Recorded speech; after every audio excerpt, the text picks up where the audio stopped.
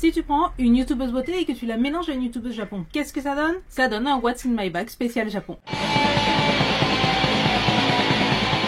Bonjour à toutes et à tous et bienvenue pour cette nouvelle vidéo sur Blood is the New Black. Si tu trouves que j'ai l'air encore plus un cadavre que d'habitude, c'est normal, je suis face à la fenêtre parce que j'ai revendu ma ring light puisque mon temps au Japon en PVT touche à sa fin. Si tu entends des bruits chelous aussi derrière cette vidéo, c'est tout à fait normal. Il se trouve que depuis ce matin, pour une raison que j'ignore, il y a des gens dehors qui casse des pots de fleurs. Oui, je sais, j'ai l'air de dire ça pour de rire ou de faire une métaphore en disant ça, mais en fait, pas du tout. Ils ont plein de pots de fleurs vides et ils sont en train de donner des petits coups de marteau pour les casser en morceaux et les mettre dans un sac. Pourquoi? Comment? Je ne sais pas. Du coup, passons directement au vif du sujet, le What's in my bag spécial Japon. Il y a un an à peu près, je vous avais fait une vidéo sur le What's in my bag lorsque j'étais à Lille et je me suis dit que ça serait intéressant de vous en faire un avec ce que j'ai dans mon sac au Japon. Comme cela, nous pourrons voir ensemble un tout petit peu les choses qui ont changé et surtout certaines choses qui sont spécifiques au Japon et qui du coup je pense sont plutôt intéressantes à voir. Au Japon, j'ai effectivement un sac à main, mais la plupart du temps j'utilise ceci qui est un sac à dos. Donc c'est un sac à dos de la marque Gaston Luca, donc une marque suédoise. Donc ce sac m'avait été envoyé par la marque il y a à peu près un an, donc c'est pas sponsorisé, hein, il m'avait juste envoyé le sac, je n'étais pas payé pour en parler, et comme je l'ai beaucoup aimé, c'est celui que j'ai emmené avec moi au Japon. D'une part, ce que j'apprécie, c'est qu'il se ferme juste avec des crochets ici, ce que je trouve quand même beaucoup plus pratique qu'une fermeture éclair, etc. Il a un look qui est plutôt pas mal. Globalement, une fois fermé, il ressemble à ça. Je trouve qu'il a un look un peu rétro, assez agréable. Ce qui est appréciable, c'est que ici, c'est renforcé, ce qui fait que j'ai pas peur de le poser par terre ou quoi que ce soit. Là derrière, il y a une petite poche secrète. Généralement, j'y fous mes clés, donc là, je les ai pas pour des raisons évidentes. Le seul truc, c'est que les bretelles, vous voyez, c'est juste des bretelles comme ça, donc je trouve qu'elles font potentiellement parfois un petit peu mal au dos. Et puis il a cette anse là sur le dessus. Donc c'est un sac que je porte quasiment tous les jours depuis un an. Donc comme vous le voyez peut-être, il bouloche un peu au niveau du tissu, mais là globalement ça va. Pour un sac qui a plus d'un an, je trouve qu'il s'en sort plutôt pas mal. C'est le sac que j'utilise quasiment tous les jours et nous allons l'ouvrir, faire une petite autopsie et voir ce qui se cache à l'intérieur. Donc au Japon, ce qu'il faut savoir quand vous prenez le métro notamment, c'est que votre sac, vous êtes censé le porter devant, vous n'êtes pas censé le porter dans votre dos.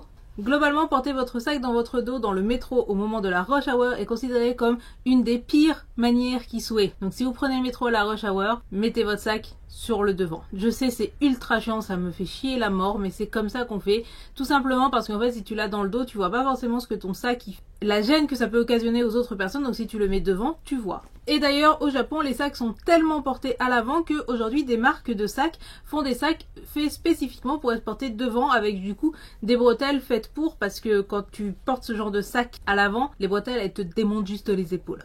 Ce que j'apprécie à l'intérieur, c'est que vous avez ce beau tissu rouge et vous le voyez pas forcément, mais vous avez ici une poche spéciale dans laquelle vous pouvez notamment glisser votre PC. Et ça, c'est plutôt pratique, vous pouvez glisser le PC, l'iPad, etc. Donc, que trouvons-nous là-dedans ? La première chose que l'on trouve, c'est mon téléphone. Je crois que vous avez déjà vu cette coque et il faut savoir que ces espèces de coques portefeuille, il n'y a rien qui crie plus Japon que ce truc. Du coup, beaucoup de Japonais ont ce type de coque, bon pas forcément Gudetama, moi j'ai la plus mignonne du monde, hein. Cette coque téléphone, vous avez cette partie-là qui n'est autre que en fait mon portefeuille. Donc puisque je dois toujours avoir ma carte de résident ici, j'ai ma carte bleue, mais surtout j'ai ceci qui est ma carte de transport, ma Suica, et ce qui fait que j'ai toujours mon téléphone à la main et lorsque je passe les espèces de grilles pour passer le métro, et ben j'ai juste à taper mon téléphone et pof, ça a fait des choquettes. J'apprécie beaucoup les coques portefeuille, par contre c'est vrai que c'est assez encombrant, puisque j'ai tout le temps mon téléphone dans la main, c'est pas trop gênant, je peux pas le mettre dans la poche de mon jean, mais vu que je ne porte pas de jean, a priori j'en ai globalement rien à foutre, et c'est pas forcément évident pour prendre des photos, pour prendre des selfies ou quoi que ce soit. Après j'ai mon appareil photo, c'est pas bien grave. Je sais pas si en France je continuerai à avoir une coque portefeuille. C'est vrai que ça protège l'écran, c'est vrai que c'est pratique d'avoir directement ses papiers, sa carte bleue, etc. dedans. Mais c'est vrai que c'est gros, que c'est encombrant et en France j'aurais pas forcément besoin d'avoir tout le temps ma carte de transport sur moi, j'aurais pas besoin autant de biper, etc. Donc on verra. Ensuite, j'ai une bouteille vide, donc de thé au jasmin. Il y a beaucoup de boissons avec lesquelles j'ai développé un syndrome de Stockholm ici au Japon et le thé au jasmin en fait partie. Le thé au jasmin, c'est un truc qui est assez, je sais pas, un petit peu amer, etc. Mais je me suis mise à aimé cette connerie. Du coup j'en achète très régulièrement, ça coûte 100 yens. Et la raison pour laquelle je conserve une bouteille vide dans mon sac, c'est que, au cas où vous ne le sauriez pas, au Japon il n'y a pas de poubelle dans les rues. Et comme il n'y a pas de poubelle dans les rues, eh bien tes déchets tu les gardes avec toi. En réalité vous pouvez trouver des poubelles, par exemple en entrant dans un combini, vous pouvez aller jeter là-bas, ou vous pouvez trouver des poubelles pour les bouteilles à côté des distributeurs automatiques, mais j'ai juste pris l'habitude de mettre mes déchets dans mon sac tout simplement et de les jeter quand je suis à la maison. Et pour ceux qui se demanderaient pourquoi il n'y a pas de poubelle dans les rues au Japon, on m'a appris très récemment que c'est tout simplement parce que lors des attentats de 1995, a priori il y avait eu du gaz sarin dans les poubelles et qu'à partir de là il n'y a plus de poubelle. Ce qui est, je trouve, une réaction complètement japonaise. Le thé au jasmin, moi j'adore ça. Je trouve que ça n'a pas du tout le goût du thé au jasmin qu'on peut trouver en France. C'est pas du tout du thé sucré, hein. C'est une boisson vraiment à 0 calories. C'est juste du putain de thé au jasmin sans aucun sucre. Les premières fois que j'ai goûté, je trouve ça dégueulasse. Et puis je m'y suis faite. Par contre, je n'aime aucun des autres types de thé. Le thé vert, le mugicha, le Ojicha, etc. Je trouve ça vraiment pas bon. Super amer. Et le pire, c'est le Sokenbicha, que je ne comprends pas comment on peut réussir à le boire, je n'y arrive juste pas. Nous trouvons des câbles, donc des câbles violets pour iPhone. Donc un câble pour iPhone, je crois que je vous l'avais déjà présenté dans mon précédent truc, donc je ne sais plus quelle est la marque, mais en fait, si vous le voyez, ce sont des câbles ultra résistants en une sorte de corde, etc. Donc c'est des câbles ultra résistants, je les utilise tous les jours depuis maintenant 1 an et demi et ils ne se sont pas niqués. Si vous utilisez les câbles Apple officiels, vous savez qu'au bout de genre même pas 6 mois d'utilisation, ici, enfin vous avez les fils dénudés et tout, c'est dégueulasse. Ceux-là, ils résistent du feu de Dieu et du coup, je les adore. J'en ai un deuxième comme ça et je pense que lorsque ils mourront ou quoi que ce soit, je rachèterai de cette marque-là. Ensuite, j'ai des écouteurs. Donc ce sont des écouteurs de merde, mais ce sont des écouteurs de chez Anasui. Je les avais eu en cadeau lors d'un achat. Alors la qualité audio, hein, elle est vraiment pas ouf, on est tous bien d'accord, mais en même temps je vous rappelle que j'écoute du black metal, donc je comprends pas trop l'intérêt d'avoir des écouteurs super ouf avec une super qualité de son pour aller écouter des trucs qui ont été enregistrés au mieux dans une baignoire, au pire dans une voiture. Et si vous ne voyez pas de quoi je parle, allez regarder les vidéos de Farvan, c'est un youtuber metal et qui fait des trucs à mourir de rire. Ensuite, bah j'ai un sac poubelle et dedans, si ma mémoire est bonne, oui, dedans il y a l'emballage de mon onigiri que j'ai mangé hier en rentrant. Comme quoi, je vous disais, mes poubelles, je les garde dans mon sac. Ensuite, j'ai un boîtier à lunettes. Donc, je ne porte plus de lunettes depuis que je me suis fait opérer des yeux il y a 2 ans. Pour ceux qui n'avaient pas suivi à l'époque ou qui ne me connaissaient pas à l'époque, j'ai écrit des articles sur mon blog qui parlent de mon opération. J'étais myope et astigmate et du coup je me suis fait opérer et du coup aujourd'hui bah, je vois correctement, je ne porte pas de lentilles, je ne porte plus de lunettes, etc. Cependant, quand je travaille très longtemps sur l'ordinateur, j'ai remarqué que la lumière bleue liée au fait que devant un ordinateur tu clignes moins des yeux, etc. ça me fatiguait. Du coup là dedans ce que j'ai, ce sont des lunettes qui n'ont aucune correction et qui sont juste des lunettes anti-lumière bleue. Si vous travaillez beaucoup sur ordi, je ne peux que vous conseiller d'investir dans des lunettes à lumière bleue. Je vous mettrai potentiellement le lien en barre d'infos si je retrouve de celles-ci. Mais il y a plein de marques qui en font, etc. Elles se valent toutes, hein. Pas la peine d'investir dans un truc de malade mental si c'est juste pour mettre devant votre PC. Je crois que celles-là, elles doivent coûter 30 balles, un truc dans le genre. Et du coup, c'est ce qui me sert lorsque je travaille beaucoup, que ça soit que je fasse du montage ou alors hier je suis allée travailler au salon de photo et je faisais de la retouche photo pendant toute la journée. Du coup, je mets ça et vraiment ça m'aide énormément, donc je vous le conseille à 1000%. J'ai la brochure du Edo Museum Open Air de Tokyo. C'est un musée en plein air où je suis allée il y a genre 4 semaines. Ce qui montre que je nettoie mon sac toujours aussi régulièrement que quand j'étais en France. Et j'ai un paquet de mouchoirs. Donc au Japon, régulièrement, on vous donne des paquets de mouchoirs dans la rue. Et des fois, j'en prends et je les garde dans mon sac parce qu'on sait jamais, les mouchoirs, ça peut toujours être utile. Qu'est-ce qu'on trouve d'autre ? On trouve ma powerbank qui fait 20 000 mAh, pareil, acheté sur Amazon. C'est vraiment ultra pratique, vous pouvez charger jusqu'à 3 téléphones en parallèle. Et je ne me déplace jamais sans, donc elle pèse à peu près un âne mort, hein. C'est une brique, mais c'est ultra important, même si mon iPhone est un iPhone assez récent et qui tient plutôt bien la charge. Je vous rappelle que je joue à Pokémon Go, la powerbank c'est à vie, pareil je l'ai acheté sur Amazon, genre 20-25 balles, meilleur 25 balles dépensées.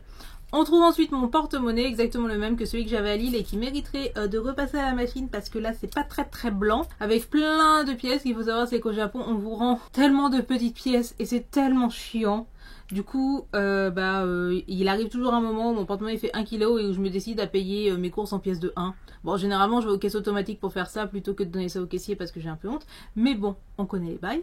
Ensuite, nous trouvons ceci qui n'est autre qu'une petite pochette en néoprène dans laquelle normalement il y a ma liseuse. Donc ma liseuse actuellement est sur mon bureau parce que j'ai lu hier soir. C'est une Kobo Glow ou Aura, je ne sais plus. Ma famille me l'a offerte à Noël juste avant que je parte au Japon, tout simplement parce que normalement je suis quelqu'un qui lit énormément et vous le savez puisque je fais régulièrement mes updates lecture et évidemment étant dans un pays étranger, venant par avion etc, je n'ai pas la possibilité d'avoir autant de livres que je l'aurais en France. Du coup j'ai passé toute mon année ici à lire uniquement sur tablette. Je sais que c'est un investissement, je crois que les bons modèles coûtent dans les 100 balles, quelque chose comme ça, mais vraiment ça vaut le coup. Après je connais des gens qui lisent sur leur téléphone. Je suis admirative parce que moi je n'y arrive pas. Donc voilà, sachez qu'en ce moment je suis en train de lire le livre de Ian McDonald de La Maison des Derviches, qui est un roman de SF qui se passe dans Istanbul, qui est vraiment très très dense et assez compliqué à lire avec plein de vocabulaire que je ne connais pas vu que je ne connais rien à la Turquie et que je ne connais pas le turc. Ensuite, nous trouvons ceci. Donc ceci, c'est une trousse d'un kitschissime absolu, mais que j'adore. Donc c'est une amie ici qui me l'a offerte. Elle l'a trouvé en vide-grenier ici au Japon. Donc c'est le bébé panda du zoo de Ueno. Et bon, regardez. Voilà, on est vraiment sur du kitschissime et donc c'est ma trousse à maquillage que j'emmène toujours avec moi. Dedans, nous trouvons une petite palette de maquillage qui est ma palette un petit peu de retouche ou ma palette vraiment des jours où, je sais pas, j'ai juste besoin de noix ou quoi que ce soit. C'est une palette de chez Make Up For Ever que j'avais achetée en solde et qui est particulièrement intéressante parce qu'elle contient du noir, elle contient du marron et il y a deux petits pinceaux. Donc si vraiment mon liner s'est fait la malle ou quoi que ce soit, j'utilise juste du fard noir. Je peux généralement utiliser tout ça pour camoufler si nécessaire un trou dans mon maquillage ou pour retoucher mon maquillage en journée. J'ai aussi ceci qui est un petit gloss de chez Can Make qui ne donne aucune couleur, qui n'est même pas très très bien. Un petit peu un goût de mort quand même, enfin il goûte vraiment dégueulasse. Mais bon, je l'avais acheté. Ça me permet de remettre du gloss quand je sens que mes lèvres sont un peu sèches ou que j'ai envie. C'est pas transcendant et je ne le vous conseille pas du tout. Ça a coûté, je sais pas, 500 yens, mais même ça ne les valait pas. Dernier truc, j'ai un blush. Là aussi, c'est un blush Can Make rouge. Donc, j'ai ce blush en plusieurs exemplaires. Je vous en avais déjà parlé dans ma vidéo maquillage japonais. Les blushs Can Make, c'est la vie. Les blushs Can Make, c'est parmi les meilleurs blushs qui soient. C'est un blush crème. Celui-ci est rouge et modulable. Il peut aussi s'utiliser sur les lèvres si vraiment il y a besoin, mais généralement, je ne le fais pas trop. Et enfin, le dernier truc que j'ai, c'est un crayon noir. Donc ici, c'est un 24-7 de chez Urban Decay dans la teinte Perversion qui était probablement un très grand crayon il fut un temps mais qui aujourd'hui est bien rapetissé. Donc généralement j'ai aussi une poudre mais là en ce moment je ne l'ai plus donc je ne sais pas ce que j'en ai fait. Que trouvons-nous ensuite? Nous trouvons de nombreux papiers. Donc ça ce sont mes accusés de réception de la poste. J'ai une petite clear file que j'ai eu en cadeau je ne sais plus où. J'ai une clé USB qui est une clé USB Oracle. Alors je suis ultra fière de cette clé USB et j'en suis très contente puisque c'est un serveur Oracle ma clé USB. Je sais ça ne fera rire que les informaticiens et que moi. Ensuite j'ai ceci qui est le badge presse de l'avant-première de Détective Pikachu. Je n'y suis pas allée, je ne suis pas assez influente pour aller à l'avant-première au Japon presse de Détective Pikachu. C'est juste que comme vous le savez, je travaille à un salon photo et notamment parmi les prestations que propose l'entreprise pour laquelle je bosse, il y a tout ce qui va être photo booth, événements photo, etc. Et je trouve que ma patronne a couvert l'avant-première japonaise de Détective Pikachu. Elle sait que je suis une fan et du coup elle m'a donné le pass en souvenir en mode collector et du coup je vais le garder très précieusement. Tout comme en France, j'ai de nombreux médocs. Donc ici, c'est de l'aspirine. J'ai des stylos parce qu'on n'a jamais trop de stylos. J'ai tout un tas de tickets de caisse que je vais m'empresser d'aller jeter. Il faut savoir qu'au Japon, on vous donne toujours votre ticket de caisse. Je sais plus comment c'est en France, mais j'avais l'impression qu'on pouvait dire non, j'ai pas besoin du ticket de caisse et on ne vous le donnait pas. Ici, on te le donne et t'as même une petite poubelle devant la caisse pour le jeter si t'en as pas besoin, histoire de gaspiller encore plus de papier et d'avoir encore plus une empreinte écologique dégueulasse que d'habitude. Du coup, je les prends et je les jette à la maison, ce qui est totalement inutile et fait juste gaspiller du papier. Alors après, je comprends qu'il y ait des personnes qui aient besoin du ticket de caisse pour faire leur compte ou quoi, mais ce n'est pas mon cas et j'aimerais bien juste ne pas avoir à m'en occuper. Ensuite, nous trouvons une fourchette individuelle dans son emballage en plastique. Je ne sais pas pourquoi, mais c'est toujours utile d'avoir des couverts dans son sac. Ça me servira probablement un jour, du coup je la garde. Nous trouvons une crème pour les mains quasiment vide. C'est la crème Sikamain de chez Mixa, qui est une des meilleures crèmes pour les mains. Si vous avez vraiment les mains pétées, je vous conseille celle-ci. Elle est géniale. C'est celle que j'utilisais quand j'étais tatoueuse. Et quand tatoueuse ou perceuse, tu sais que tu te lave les mains à peu près 40 000 fois par jour. Elle est vraiment ultra réparatrice. Elle est à la glycérine, au panthénol, tout ce que tu veux. C'est une de mes meilleures crèmes pour les mains qui vraiment je trouve est efficace. Du coup, si jamais cet hiver vous avez les mains pétées, je vous conseille clairement celle-ci. Nous trouvons d'autres cachetons. Ce coup-ci, c'est mes médicaments pour la migraine. Nous trouvons encore d'autres médicaments pour la migraine. Je vous jure, ce n'est pas le même que j'ai attrapé 2 fois, j'en ai bien 2. Nous trouvons un autre crayon à maquillage de chez Urban Decay que je vais aller mettre directement dans ma trousse à maquillage. Nous trouvons des cachets vides. Je sais pas ce que c'était comme cachet. A priori de l'aspirine, donc je vais aller les jeter. Voilà. Et last but not least, nous trouvons ma Oyster Card, qui est la carte de transport de Londres. Qu'est-ce que ça fait dans mon sac que j'ai emmené au Japon? Sachant que la dernière fois que je suis allée à Londres, c'était quand même en février 2018. Je ne sais pas. Mais j'ai une Oyster Card dans mon sac, que je me trimballe a priori depuis quasiment 1 an au fond de mon sac sans m'en rendre compte. Ce qui montre à quel point, comme d'habitude, je suis ordonnée et que je nettoie mes sacs. Et encore plus what the fuck, promis c'est fini après, ceci qui est un petit sac Ziploc avec de l'argent dedans. Comment vous dire? Alors je peux tout à fait expliquer ça. Donc je vous disais que souvent au Japon quand on vous rend la monnaie, on vous rend vraiment, enfin tu te retrouves rapidement avec what 1000 pièces et c'est super chiant. Et il se trouve aussi que comme j'ai plusieurs sacs à main, ça m'arrive parfois de me retrouver à aller quelque part et de me rendre compte que je n'ai pas pris mon porte-monnaie. En France, cela ne serait pas grave puisque comme j'ai toujours mon téléphone avec moi, j'ai toujours ma carte bleue avec moi. Sauf qu'au Japon, il y a plein d'endroits où tu ne peux pas payer par carte. Et je me suis donc retrouvée à certains moments, à certains endroits, à avoir oublié mon portefeuille et à ne plus avoir assez d'argent sur ma carte de transport pour rentrer à la maison. Du coup, là-dedans, il y a l'équivalent en pièces de 10 et compagnie de 100 à 200 yens, ce qui me permet, au pire, du pire, de prendre un ticket pour rentrer chez moi. Et j'ai ce genre de petit sac à la con dans chacun de mes sacs à main. Et croyez-le ou pas, ça m'a sauvé la vie 2 ou 3 fois. Souvent, des fois, quand on me rend la monnaie, je balance juste ça dans mon sac comme une grosse dégueulasse. Et donc, j'ai l'habitude d'avoir de la thune en rab. Et une fois que j'ai fait ça, 1 fois, 2 fois, je me suis dit qu'il fallait peut-être un petit peu plus que je ritualise ça, vu que j'avais a priori tendance à oublier mes porte-monnaies.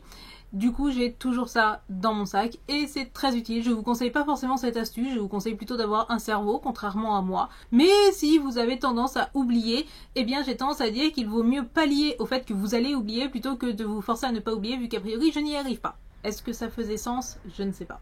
En tout cas, voici qui clôt cette vidéo sur le What's in my bag au Japon. Comme vous le voyez, il y a quelques différences avec mon What's in my bag en France, notamment le fait qu'il n'y ait pas what 1000 miettes de biscuits, puisque je ne mange pas de biscuits ici. Si je dois manger un encas, je vais plutôt avoir tendance à aller m'acheter une boule de riz, donc un onigiri, et ça ne fait pas de miettes, les onigiri. Et du coup, je ne mets pas des onigiri en dehors de leur emballage dans mon sac, parce que je veux bien être bête, mais pas à ce point. Certaines choses différentes sont liées au fait que au Japon, j'ai besoin de ma carte de transport parce que je suis dans une vraie ville. D'autres sont liées au fait qu'au Japon, je ne peux pas toujours payer avec ma carte bleue, donc j'ai besoin d'avoir toujours du liquide de rab dans un amount minimum me permettant au moins de sortir de la gare et d'aller trouver un distributeur pour retirer des thunes. Dites-moi ce que vous en avez pensé, dites-moi si vous avez trouvé cette vidéo intéressante, dites-moi ce qu'il y a vous dans votre sac, quelles sont les choses un petit peu étranges que vous pouvez mettre dans votre sac et que vous pouvez avoir tendance à oublier que ce n'est pas tout à fait normal, genre la thune dans la Ziploc. Suis-je la seule à avoir fait ça de ma vie? Dites-moi tout. Cette vidéo vous a plu et que vous êtes resté jusqu'ici, n'oubliez pas de passer sur Utip, vous regardez une petite pub de quelques secondes et cela me donnera quelques centimes qui me permettront d'aller manger des galettes patates ou de mettre des sous dans la Ziploc, pourquoi pas. Sur ce, en attendant la prochaine vidéo, n'oubliez surtout pas d'allumer la lumière, c'est probablement une de mes dernières vidéos dans ce décor ici puisque je pars dans 5 jours du Japon. C'est pas forcément quelque chose qui m'enchante plus que cela, mais que voulez-vous? Merci aussi à tous les nouveaux arrivants là parce que ma vidéo sur le supermarché elle a étrangement beaucoup tourné pour des raisons que j'ignore, que je ne comprends pas et que je ne veux pas comprendre. Mais bonjour à tous les nouveaux arrivants, vous êtes quasiment, je sais pas combien, mais vous êtes beaucoup à être arrivés suite à cette dernière vidéo. Du coup j'espère que celle-ci vous plaira. En attendant la prochaine vidéo, n'oubliez surtout pas d'allumer la lumière et je vous dis à très bientôt. Tchuss!